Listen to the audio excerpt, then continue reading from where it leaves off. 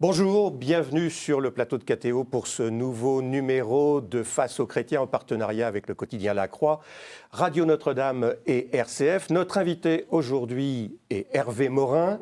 Hervé Morin, bonjour. Bonjour. Vous êtes président du Nouveau Centre, député de l'Eure et ancien ministre de la Défense. Pour vous interroger aujourd'hui, Laurent de Boissieu du quotidien La Croix. Bonjour. Clémence Houdaille de Radio Notre-Dame. Bonjour. Et Romain Mazenot pour RCF. Bonjour. Le Nouveau Centre fait désormais partie, Hervé Morin, de l'UDI. Et pour bien comprendre ce que signifie cet acronyme, nous avons fait faire une petite infographie. On va regarder à quoi correspond ce nouveau parti politique, puisqu'il s'agit d'un nouveau parti politique qui s'installe sur la scène politique française. Alors, dans ce parti, il y a le parti radical de Jean-Louis Bordeaux et d'André Rossineau. Il y a la force européenne démocrate de Jean-Christophe Lagarde. On retrouve la gauche moderne, ancien ministre de Jean-Marie Bockel, l'Alliance centriste de Jean Arthuis, le CNI qui est toujours là. Nous avons également le Territoire en mouvement et toujours dans ce nouveau parti, le Nouveau Centre, donc c'est vous, et on a mis le MoDem. En fait, il faudrait dire, et c'est tout l'enjeu, Les élus du MoDem. quelques élus du MoDem qui ont fait le chemin entre le MoDem. Alors, est-ce qu'ils ont fait complètement le chemin? D'ailleurs, on va en parler. Est-ce que c'est une double appartenance? On ne sait pas. En tout cas, ce nouveau parti, c'est une espèce de constellation, c'est magnifique. Le général de Gaulle aurait dit c'est la gare Saint-Lazare à 18h. Vous, j'ai lu que vous disiez le centre, c'est un peu un puzzle. Oui, en vérité, c'est une fédération. Les formations politiques existent en tant que telles, et en clair, nous sommes sur une construction qui représente peu ou prou, pour vos auditeurs les plus anciens, ce qu'a tenté de faire l'UDF et ce qu'avait réussi l'UDF, qui, je vous rappelle, était la première force politique française au début des années 90. Le constat, il est simple. Nous étions au bord de la disparition. De la disparition politique. Il existe un mouvement... Il y a des Français qui se retrouvent dans notre courant de pensée de la droite modérée ou du centre, associé à un parti de droite, dans une alliance politique claire, très clairement, humaniste, libéraux économiquement, profondément européens. Tous ces Français-là existent. Mais l'expression politique était sur le point de la disparition. Si on veut bien regarder les choses objectivement, nous étions un peu comme une voie lactée qu'on ne voit que les jours où il fait nuit noire. Donc il était pour nous absolument indispensable d'aller vers une recomposition, une reconstruction pour tenter à nouveau d'avoir cette expression politique. Très clairement, c'est un peu la dernière chance que cette UDI. Laurent Boissieu, La Croix. Comme vous venez de le rappeler, l'UDI a pour but d'être une droite modérée alliée à l'UMP. Vous-même, vous présidez le Nouveau Centre. Le Nouveau Centre avait aussi pour but d'être une droite modérée alliée à l'UMP. Or, aux européennes, aux régionales et à la présidentielle, vous n'avez pas été capable de présenter des listes ou un candidat autonome, indépendant de l'UMP. Alors, pourquoi est-ce que l'UDI réussirait là où le Nouveau Centre a échoué? Parce que déjà, nous ne sommes plus dans la majorité.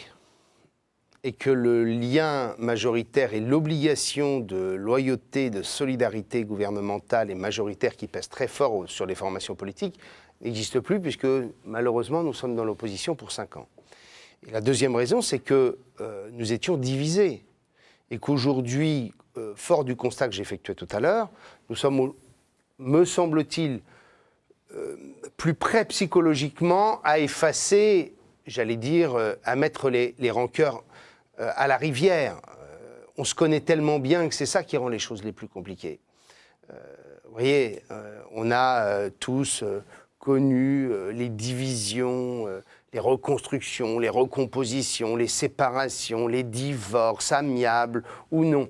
Bref, tout ça nous amenant à un constat que j'effectuais, c'est qu'on est au bord de la disparition.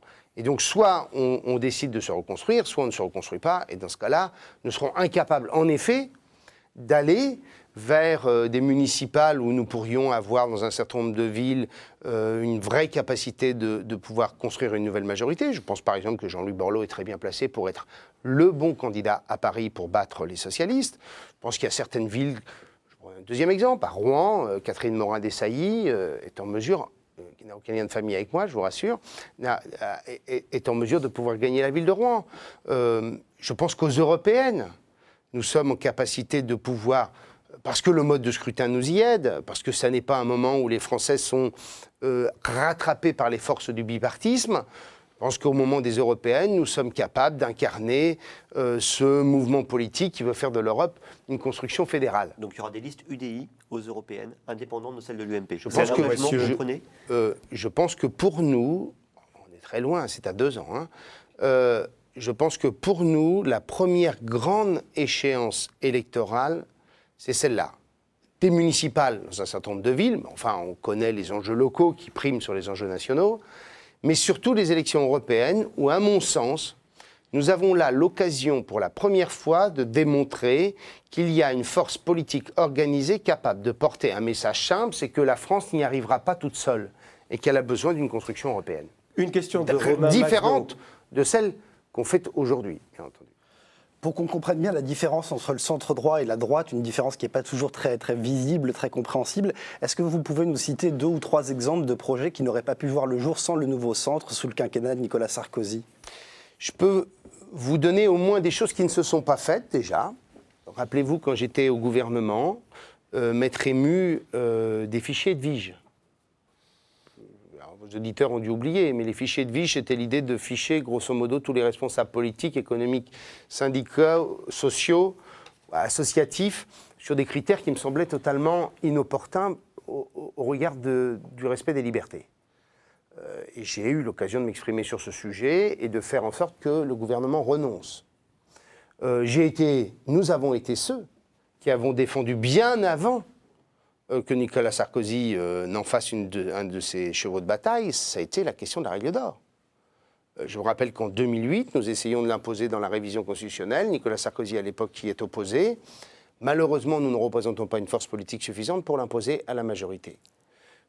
3e exemple, la TVA sociale.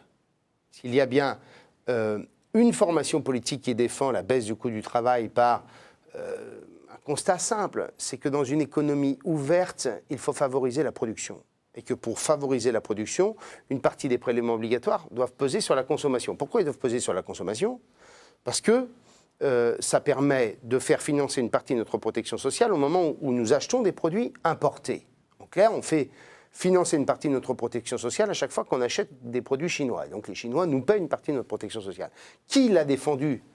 François Bayrou, nous-mêmes, à chaque moment, à chaque projet de loi de finances. Et la vraie difficulté, c'est que nous étions dans un rapport de force qui ne nous permettait pas de nous faire entendre assez. C'est clair. Clément Soudaille, Radio Notre-Dame. Au-delà des quelques élus du MoDem qui ont rejoint l'UDI, est-ce que vous pensez que ce soit possible que le MoDem dans son ensemble et François Bayrou vous rejoignent? Nous sommes, nous aussi, attachés à notre indépendance. Et donc je refuse le procès en indépendance ou en dépendance qu'on veut nous inscrire ou que François Bayrou veut nous faire porter. Nous sommes une formation politique indépendante, comme le Nouveau Centre reste une formation politique indépendante au sein de l'UDI. En clair, nous sommes dans un système d'alliance au sein de la nébuleuse centriste et nous sommes aussi dans une alliance avec nos camarades de l'UMP. Avec des nouveaux statuts Avec des nouveaux statuts, des règles de fonctionnement, un congrès, un président élu, etc. etc. Bon, un parlement. Bon. Nous sommes en quelque sorte dans la même configuration que le Parti socialiste l'est avec ses alliés que sont les Verts ou le Front de gauche.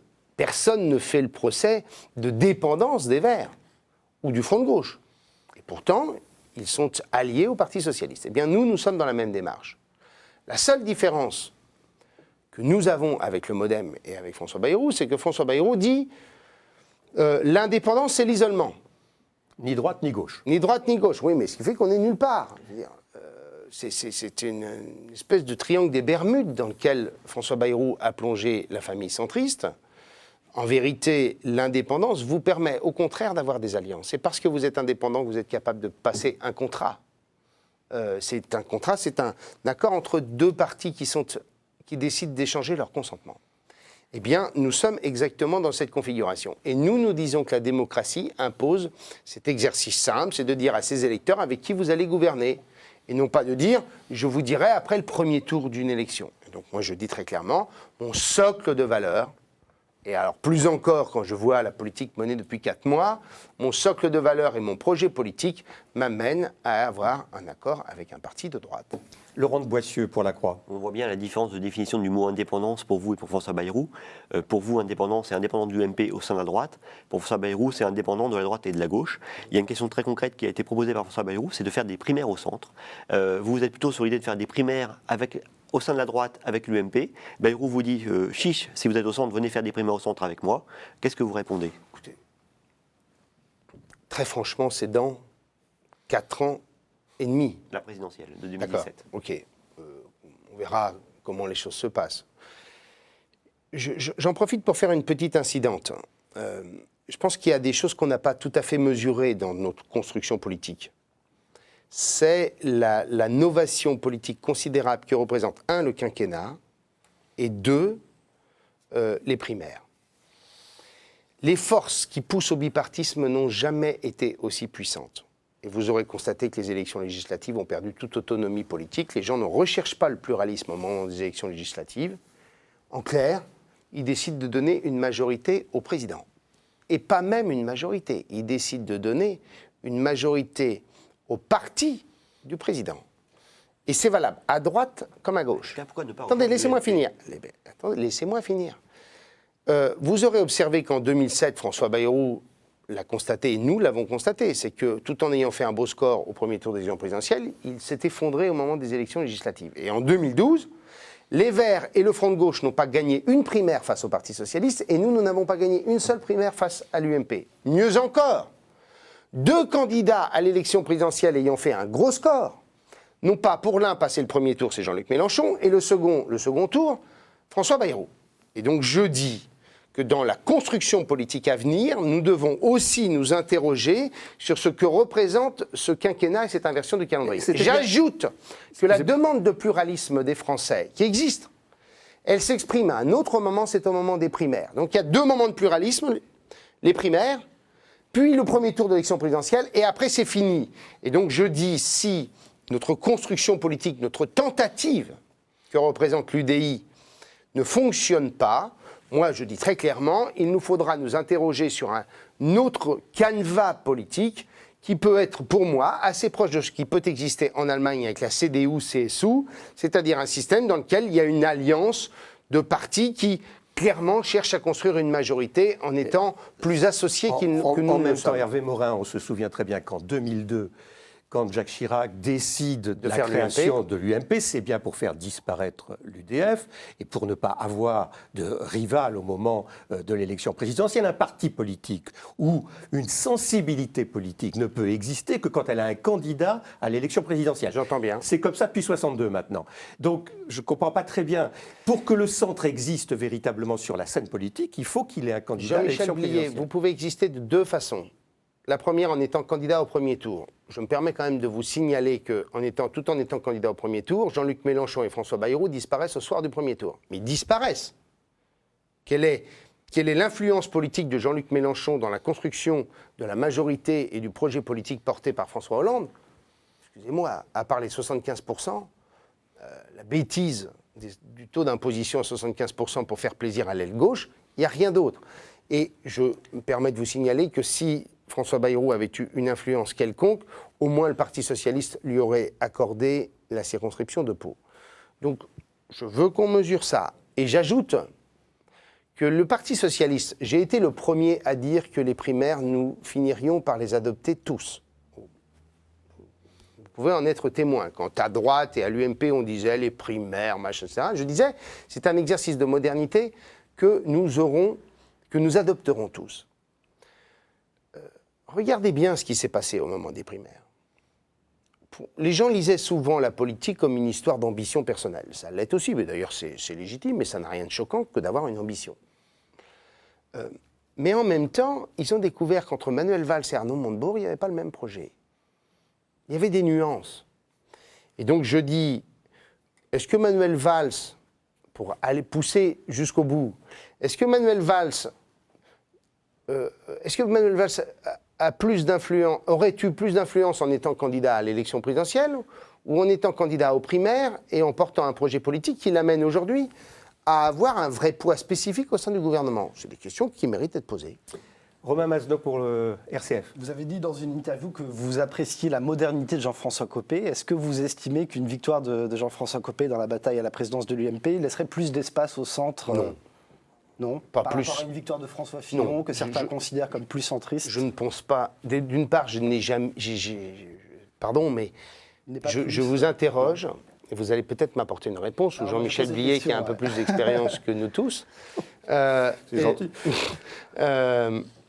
Je voudrais que vous me citiez un acte politique de François Fillon qui le démontre plus Non, si centriste. certains disent qu'il est plus. Je- Voilà, non, moi je vous pose pose la les question. questions. C'est son Je pose la origine, c'est question. guiniste, etc. Oui, Bon. d'accord. Bon, enfin, s'il était plus centriste, s'il était séguiniste, à une époque, c'est donc qu'il n'a pas toujours été très européen. S'il y a bien une marque de fabrique des centristes, c'est qu'il pense que l'intégration politique de l'Europe est une nécessité absolue dans le monde nouveau dans lequel nous sommes. Bon. Mais pourquoi je dis que... Et donc je ne crois absolument pas à cette idée qu'en fonction de la sensibilité présupposée de l'un, ça ouvre un peu plus d'espace. Tout ça n'existe pas, c'est pas vrai. Je pense qu'au contraire, si vous voulez même mon point de vue, je pense que Jean-François Copé, ayant clairement annoncé la construction de courants organisés au sein de l'UMP, ça ne favorisera pas forcément pour nous cette ouverture de l'espace.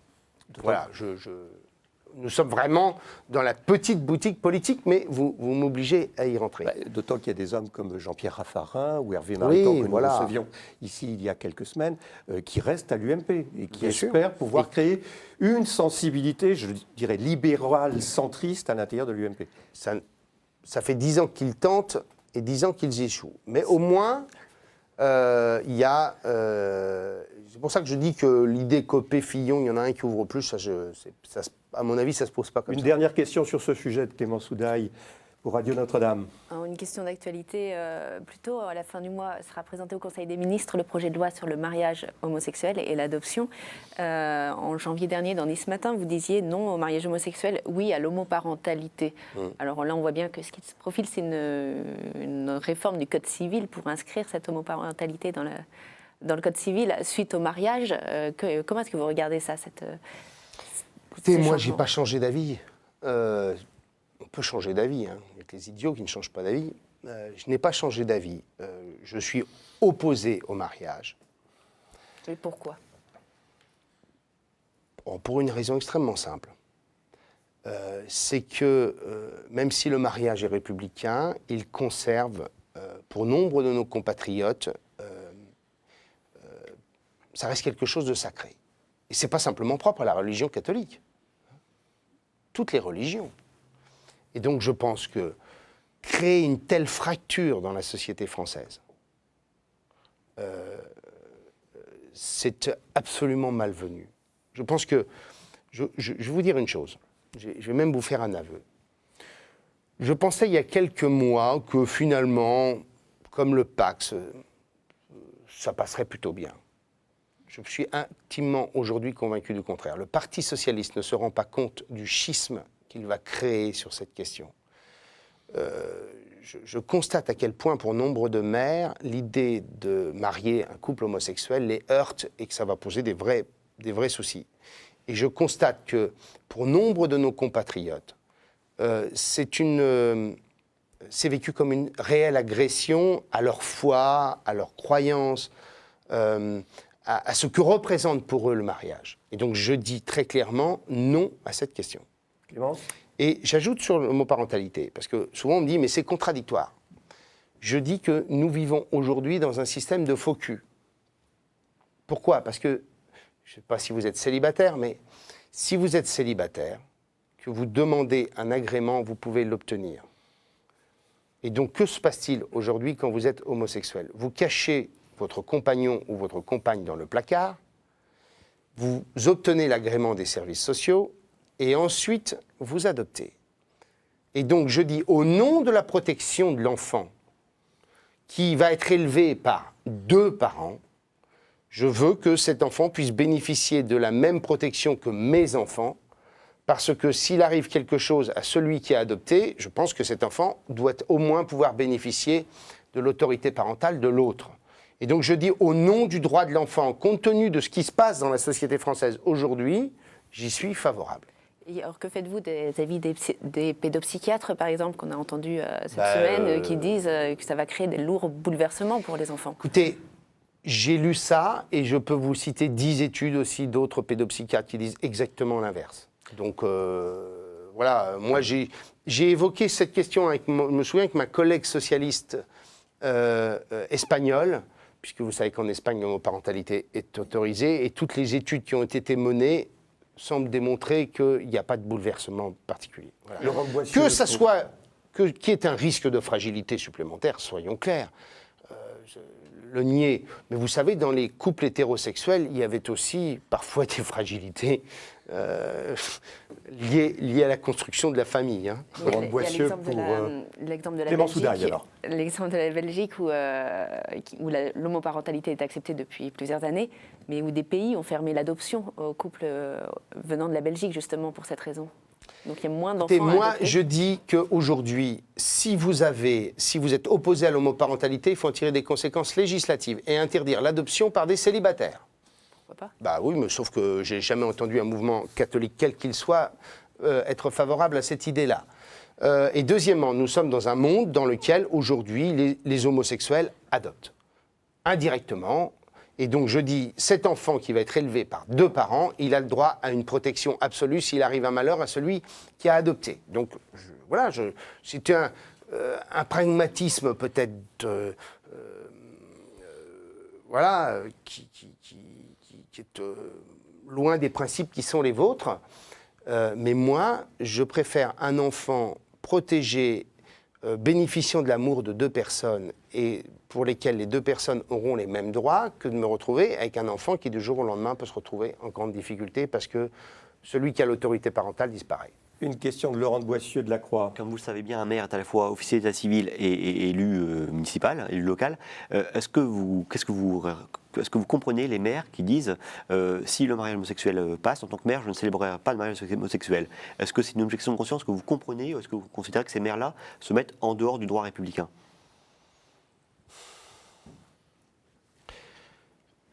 Je suis maire, comme vous le dites.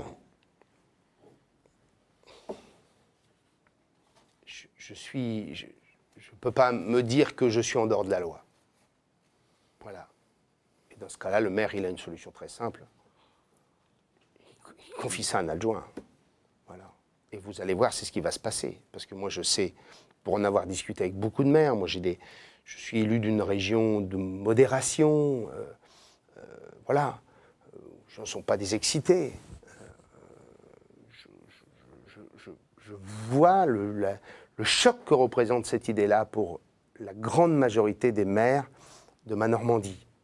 Et donc, je crois que le PS en vérité, le Parti socialiste sur cette affaire joue les apprentis sorciers. Ils sont en échec complet sur les sujets économiques et sociaux. Et donc, décide d'aller sur le champ sociétal pour démontrer que le changement existe vraiment. Oui, sauf que, vous le rappeliez tout à l'heure, l'Espagne, par exemple, ou le Portugal, a mis dans sa législation le mariage entre homosexuels. Je vous dis,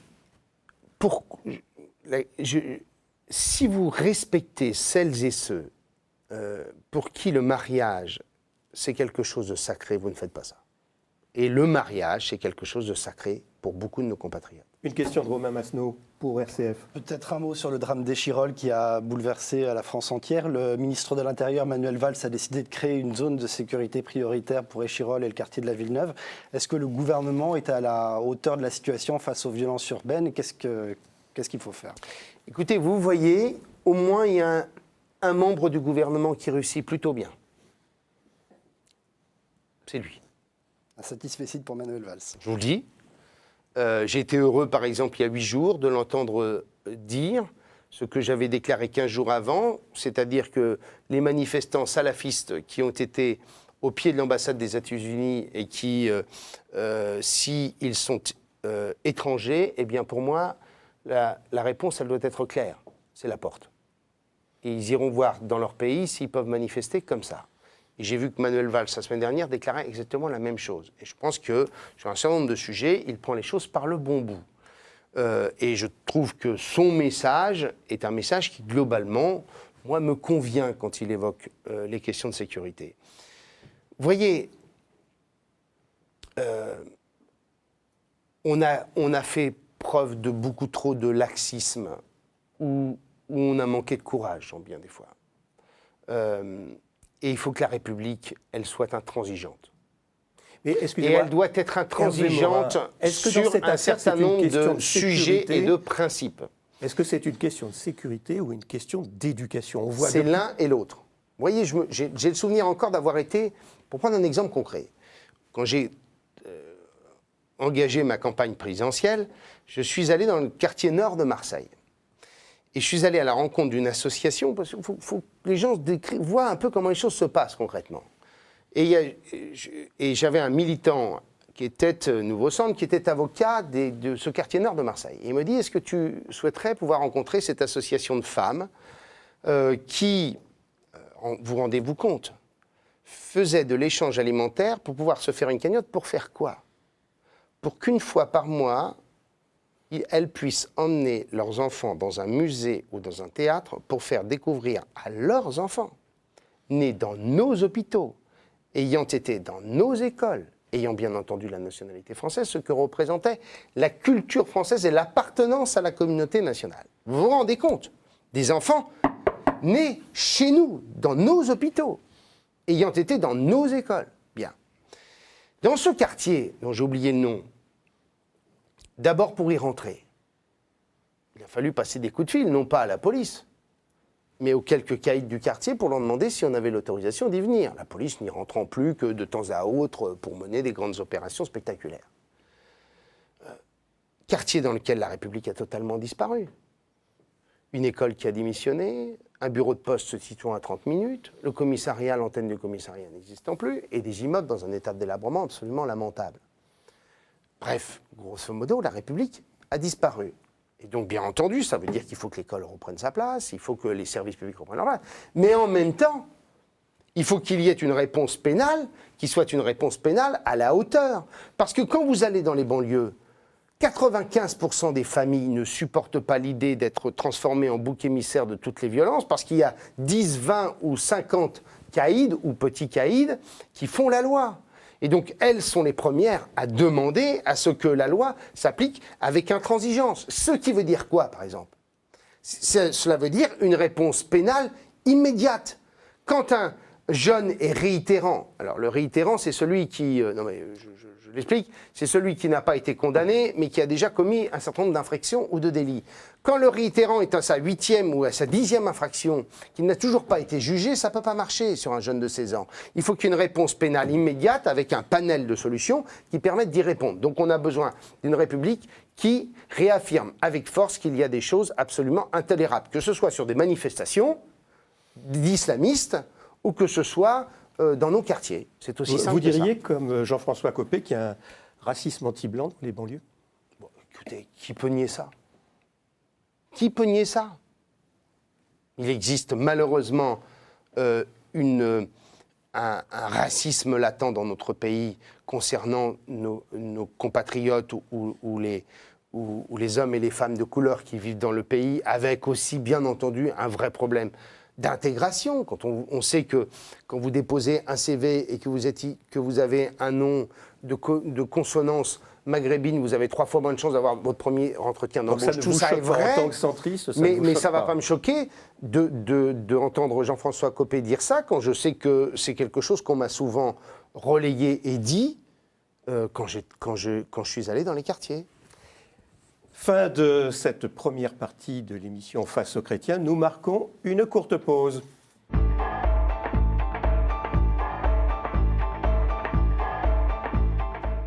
Retour sur le plateau de KTO pour ce nouveau rendez-vous de Face aux chrétiens en partenariat avec le quotidien La Croix, Radio Notre-Dame et RCF. Notre invité aujourd'hui est Hervé Morin, président du Nouveau Centre. Pour vous interroger, Laurent de Boissieu de La Croix, Clément Soudaille de Radio Notre-Dame et Romain Mazenot pour RCF. Le débat de ratification du traité budgétaire européen a commencé mardi à l'Assemblée.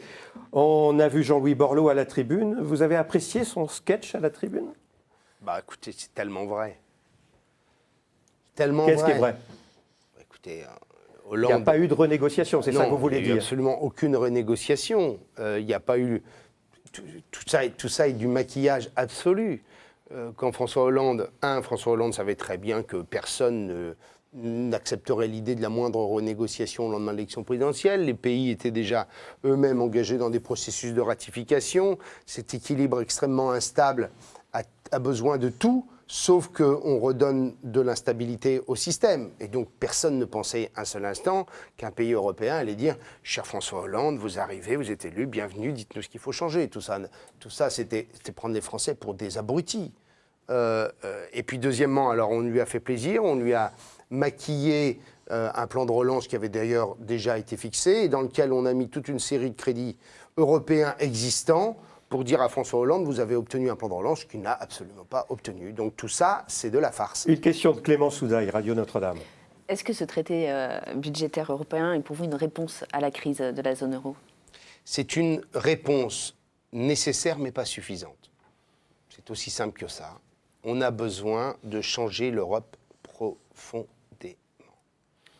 Et changer l'Europe profondément, c'est aller vers une intégration budgétaire, fiscale, sociale, sur des politiques industrielles européennes, sur des politiques de recherche européennes, créer un véritable ensemble économique, parce que sinon le système est tellement divergent qu'il finira par éclater. Parce qu'entre les pays du nord de l'Europe, dont la compétitivité s'est améliorée par des transformations importantes au début des années 2000, et les politiques et les pays du sud de l'Europe, qui ont continué à bâtir leur croissance sur un modèle qui a vécu, forcément, un jour ou l'autre, le système diverge tellement qu'il finit par s'effondrer. Et donc, si nous ne transformons pas en profondeur les institutions européennes, c'est-à-dire quoi? C'est-à-dire que vous avez un budget européen digne de ce nom pour mener des politiques. Vous avez bien entendu des politiques fiscales intégrées, notamment dès lors que cela concerne les échanges. On ne peut pas avoir des taux d'impôt sur les sociétés, etc., radicalement différents. Ça veut dire qu'on a un socle social minimum. Aujourd'hui, qu'est-ce qui se passe? Vous savez comment on fait dans un certain nombre d'entreprises? Dans ma Normandie, c'est qu'on signe, on gagne des marchés et on va sous-traiter avec des pays appartenant à l'Union européenne dans des conditions sociales radicalement différentes et on fait la marge uniquement là-dessus. Ça ne peut pas continuer comme ça. Du dumping social ou du Ça dumping fiscal. Ça ne peut pas continuer comme ça. Et donc, on a besoin d'avoir des politiques industrielles capables de faire naître des grands champions européens et de ne pas considérer que la concurrence libre et non foncée nous impose à nous séparer de grands groupes, ou à diviser des grands groupes parce qu'ils seraient en situation monopolistique ou oligopolistique. Donc, on a besoin de cette Europe-là. Ça impose une chose, c'est qu'on mette de la démocratie. Et donc, ça impose qu'on crée les mécanismes permettant aux Européens de se dire que la politique européenne changera en fonction de la majorité des citoyens européens. Une question de Laurent de Boissieu, La Croix. Et moi, j'ai une proposition pour aller jusqu'au bout. Il doit y avoir une élection au Parlement européen, le même jour dans tous les pays européens, sur des listes communes. Pourquoi? Parce qu'on doit sortir du vote en se disant on va dégager une majorité, comme lorsqu'on élit des députés à l'Assemblée nationale. Et que si la droite gagne, ou les libéraux gagnent, ou les Verts gagnent, eh bien, la politique sera différente en Europe. Donc, Laurent de Boissieu. Vous parlez comme solution aujourd'hui pour la sortie de crise européenne, un fédéralisme budgétaire et un fédéralisme fiscal, si je résume un peu ce que vous avez proposé. Un fédéralisme économique. Un fédéralisme économique. Disons ça comme ça. Si cela ne se fait pas, est-ce que vous pensez que la zone euro, telle qu'elle est viable? Grand danger, c'est-à-dire elle risque d'éclater, l'euro risque de s'effondrer. Oui, c'est ce que je disais à votre concert. C'est un risque que vous voyez à quelle échéance? À moyen terme? On a eu quelques mesures qui ont été à la hauteur ces dernières semaines, notamment les décisions de la Banque Centrale Européenne sur le financement de la dette. Bon. Qui a accepté de racheter. Voilà. Bon. Ça a beaucoup compté, plus à mon sens que le traité lui-même.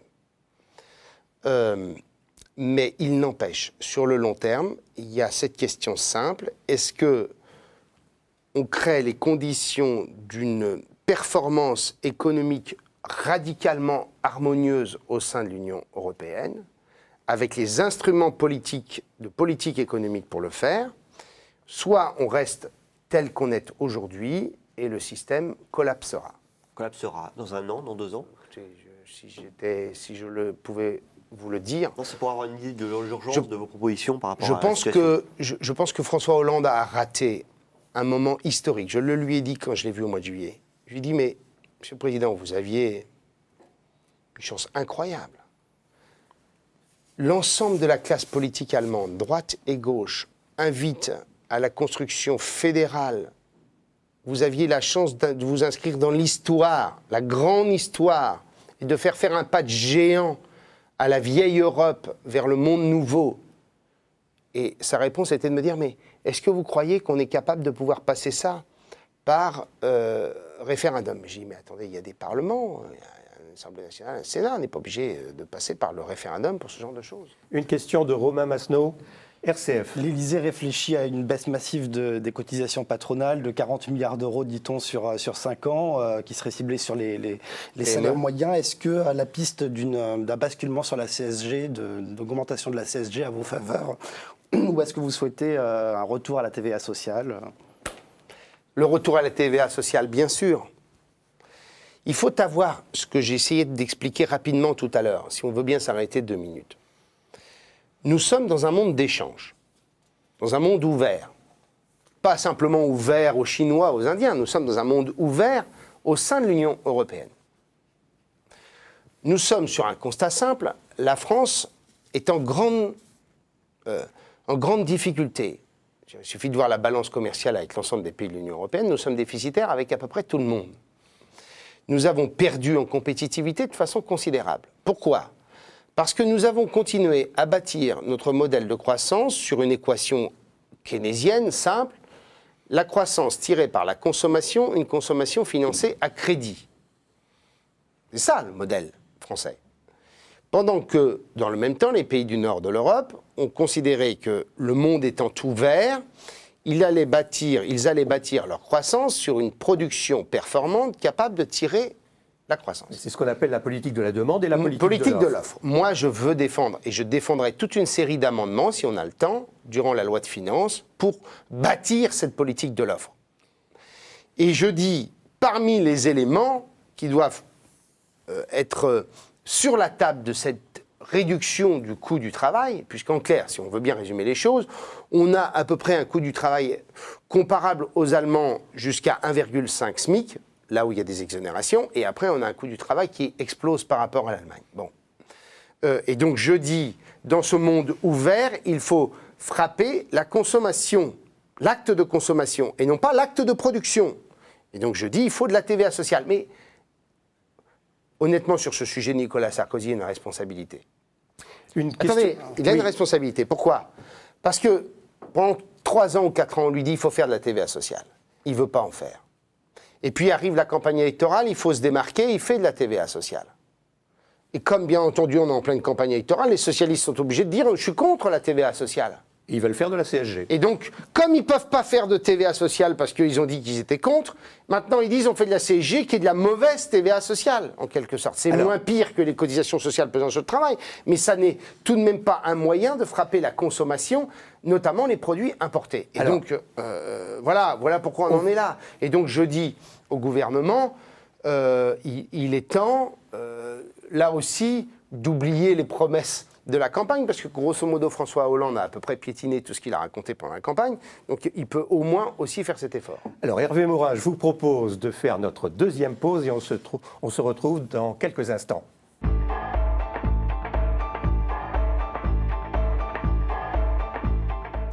Retour sur le plateau de KTO pour ce nouveau numéro de Face aux chrétiens avec notre invité aujourd'hui qui est Hervé Morin, le président du Nouveau Centre. Pour vous interroger, Hervé Morin, Laurent de Boissieu du quotidien La Croix, Clémence Houdaille de Radio Notre-Dame et Romain Masneau qui vous pose la première question de cette troisième partie. Est-ce que ça s'arc-boutait sur l'objectif des 3% l'an prochain? Est-ce que ce n'est pas suicidaire vu le contexte quasi récessionniste? Certains économistes tablent sur un taux de croissance de 0,3% l'an prochain. Est-ce que c'est tenable? On n'y sera probablement pas dans la mesure où les hypothèses de croissance sur lesquelles sont bâtis le budget sont des hypothèses de croissance que personne n'estime réalistes. Alors c'est 0,8, les économistes disent ça sera autour de 0. 0,3. Bon. 0,3. Moi, je vous dis que ça sera pessimistes. pire que ça. Pourquoi ? Parce que la folie fiscale s'est emparée de ce gouvernement. Et que on est en train d'assommer l'appareil productif français. On est en train de le mettre KO. Je vais prendre des exemples simples, concrets. Le régime des plus-values, 62%. C'est-à-dire que vous interdisez grosso modo d'imposition.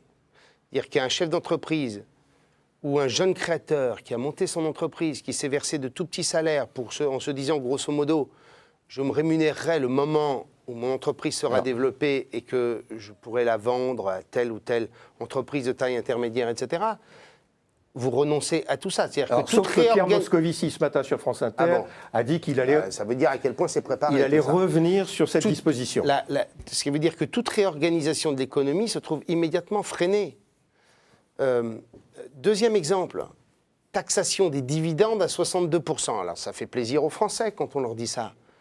Est-ce que vous croyez que vous allez investir dans une entreprise ? Qu'est-ce qui manque aux entreprises françaises ? Des fonds propres, des capacités d'investissement.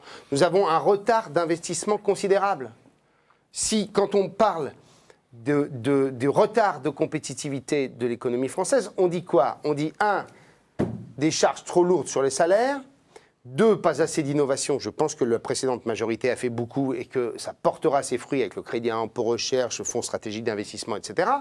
Et 3, on dit manque d'investissement dans le secteur productif depuis des années. Croyez-vous un seul instant que le choc fiscal, le matraquage fiscal qui est annoncé va conduire à améliorer les capacités d'investissement de l'entreprise France. J'ajoute, prenons un exemple concret.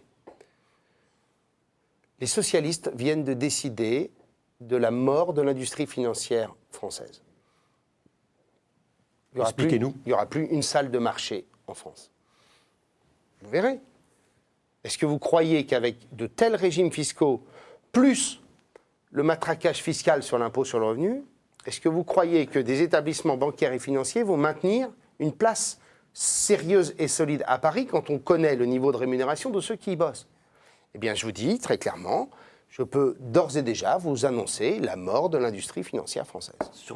Question de et Laurent d'ailleurs, Boissieu. vous avez d'ores et déjà un certain nombre de grands groupes, compagnies d'assurance, secteur bancaire, qui sont en train de délocaliser non pas en Chine, mais à nos frontières, un certain nombre de services qui n'ont plus aucune chance d'être compétitifs dans l'environnement dans lequel ils sont. Donc la question de Laurent de Boissieu. Pardon. La Croix. Sur l'impôt sur le revenu, justement, un certain nombre de vos amis et vous-même, vous étiez battus contre le bouclier fiscal et pour une tranche supplémentaire d'impôt sur le revenu.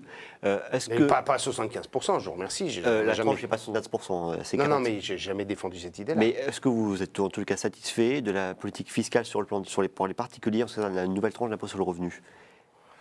C'est ce que vous demandiez. Qu'il y ait une tranche complémentaire d'impôt sur le revenu, que ceux qui gagnent le plus fassent un effort supplémentaire, mais pas... C'est ce que fait le gouvernement. D'accord, mais là, sauf que c'est tous azimuts. C'est tous sujets confondus. Là, c'est pas simplement l'impôt sur le revenu. C'est l'impôt sur le revenu, les niches fiscales, les dividendes, les plus-values, la taxe à 75% pour les autres, la taxe sur les salaires, etc. Enfin, le forfait social sur l'intéressement et la participation qui fait un bond qui passe à 20%. Vous vous rendez bien compte ? Moi, j'ai envie de porter, vous voyez, au titre du nouveau centre dans l'UDI, j'ai envie de dire aux Français, nous avons besoin d'énergie, d'innovation, d'entrepreneurs, de créateurs de richesse, que la solidarité n'existe que si vous êtes en mesure de créer de la richesse, et que moi, ça ne me choque pas qu'il y ait des riches. Ce qui me choque, c'est qu'il y ait des pauvres. Je veux dire, c'est pas en réduisant le revenu des plus riches que vous allez rendre plus riches les plus pauvres. Tout ça, c'est des conneries. Et donc, je dis, on a besoin, au contraire, que celles et ceux qui ont de l'énergie, de l'innovation, de la création de richesse, eh bien que ces gens-là soient en mesure de pouvoir le faire en France. Alors nous en venons maintenant, cette fin d'émission, à notre chiffre de la semaine.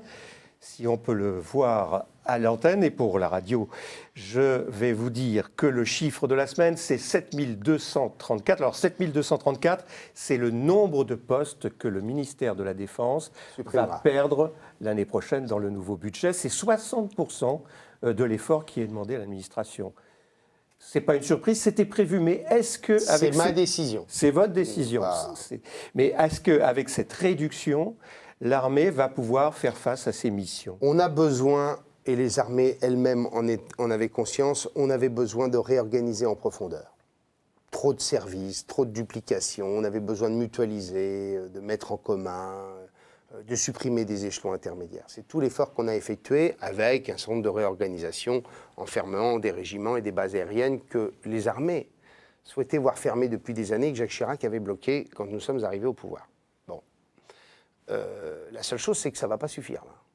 C'est-à-dire que le plan que j'ai, il faut que les militaires le sachent, très clairement, l'année prochaine, alors que nous n'aurons même pas fini ce plan-là, puisqu'il terminait en 2014, les armées vont vivre une nouvelle secousse extrêmement brutale. Sans parler des programmes qui vont glisser, comme on dit. Ils ne vont même pas glisser. Et là, il y a des décisions à prendre. Parce que vous ne pouvez pas simplement rester sur une réduction homothétique. Ça, ce n'est pas possible. Une question de Clément Soudaille, de Radio Notre-Dame. En Afghanistan, les soldats français sont en train de se retirer de manière anticipée ou accélérée. Ils étaient censés transmettre les rênes de leur action à l'armée afghane. Dimanche dernier, à Tagab, en Kapisa, c'est à l'armée américaine que les Français ont passé le relais. Est-ce que c'est un échec? Est-ce que la mission n'est pas arrivée à son terme? C'est pas... Voilà, très clairement, il fallait en finir avec l'Afghanistan. Nous n'avons pas réussi à faire de ce pays un pays de paix, probablement parce qu'on a eu une vision trop ethnocentrée, si je puis me permettre cette expression, de la construction du nouvel État afghan. C'est un pays de fief, c'est un pays de féodalité, c'est un pays d'ethnie, et on a voulu bâtir un système occidental. Il aurait fallu au contraire bâtir un système qui soit propre à l'Afghanistan, on aurait eu beaucoup plus de chances de réussir.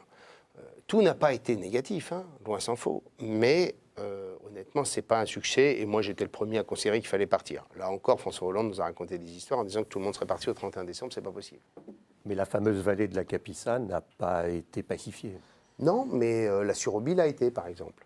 Romain Masneau, pour RCF. Est-ce que vous soutenez l'idée d'une intervention internationale au Mali et sous la houlette de qui? De la CEDEAO, par exemple, la communauté des États d'Afrique de l'Ouest?